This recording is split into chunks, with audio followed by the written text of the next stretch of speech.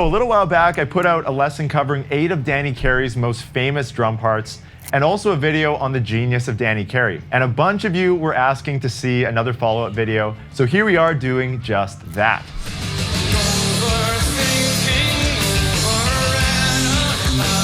So to kick things off, we're looking at the title track off of the Lateralus record. This is the groove you hear right at the beginning of the first chorus.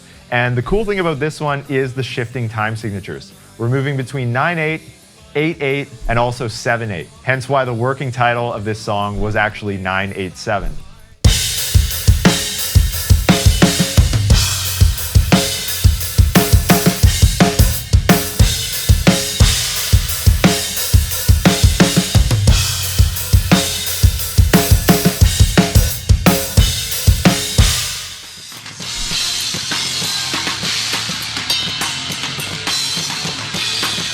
The next track we're looking at is also off of the Lateralus record. This one is from the Grudge, and here we're looking at the 5/4 ride cymbal groove from about 4 minutes into the song. There's some crash accents, some syncopated kicks, and a fill at the end of the bar. And one reason I love it is I get to use the rototom quite a bit, which is pretty sweet. How often do you get to play a rototom?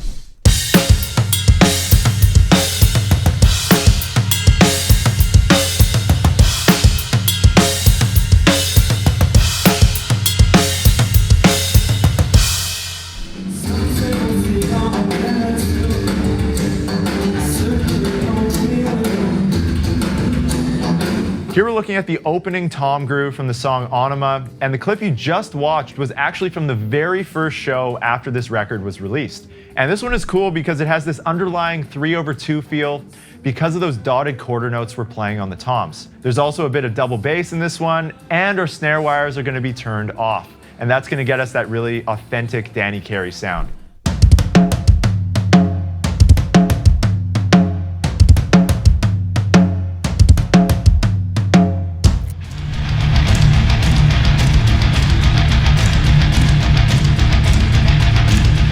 This next one is one of my personal favorites. This is from the song Jambi off of the 10,000 Days album. And here we're looking at the double bass and tom intro, which Danny plays in 9/8 time. The easiest way to think of this intro is to divide it into 16th note groupings of 6, 4, 4, and 4.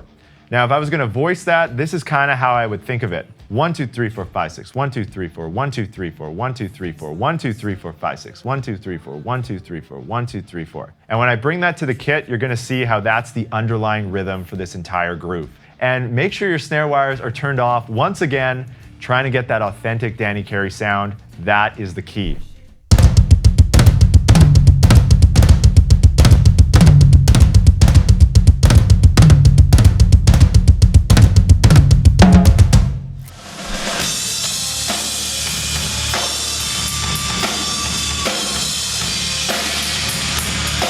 Another track off of the 10,000 Days record is The Pot, and this was Tool's very first #1 hit, and here we're breaking down the groove you hear right when the full band intro starts. This one has a syncopated 16th note kick pattern that's a little bit tough to play, and some pretty cool crash accents on the 8th notes and the 16th notes.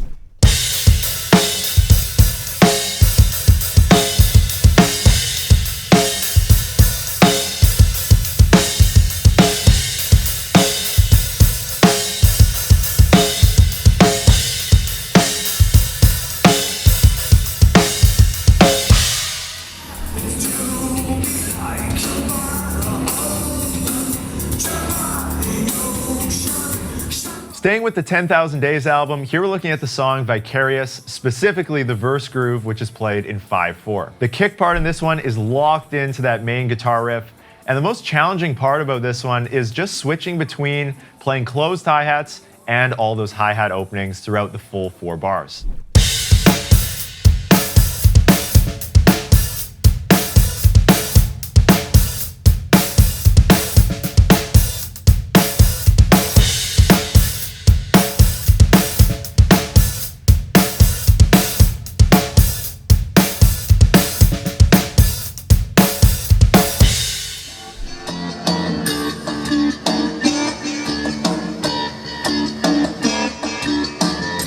So the last two grooves we're going to look at in this video are both from the new Fear Inoculum record, and there's some really cool stuff happening on this album, so make sure you check out the whole thing if you haven't already. Here we're looking at the verse groove from the song Invincible. This one is in 7/16 and it has a repeating kick and snare ostinato. Now on top of this repeating pattern, Danny plays a wave drum, which he has mounted over on this side of the kit. He plays this conga-like sample on every 3rd 16th note, which results in a pattern that goes over the bar line. And when we put all of this stuff together, you get a groove that resolves after 3 full bars with 7 equally spaced notes. And that's what gives us our 7/3 polyrhythm.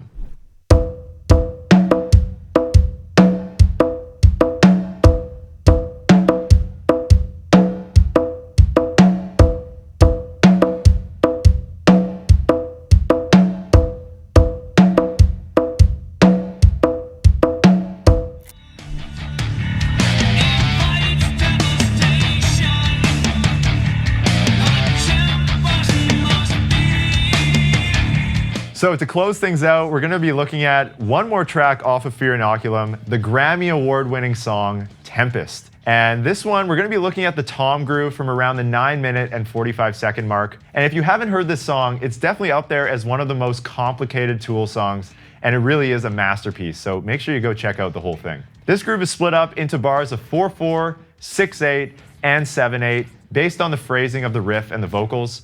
Or you could think of this as a bar of 4/4 and a longer bar of 13/8. Totally up to you how you want to split this up. The sticking pattern on this one is also a little bit strange, so make sure you take this one slow at first. There's actually no live or studio footage of Danny playing this close up, so this is my best guess of how he played it, but I highly encourage you to mess around with some different sticking patterns as well.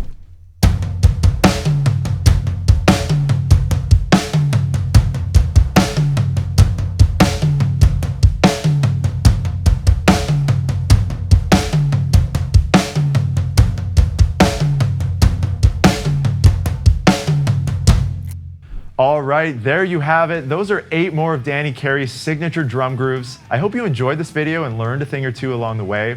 I know for me, I'm gonna be going right back to my kit and spending some time really diving even deeper into some of these songs. Now, down in the comments, let me know which one of these grooves was your favorite.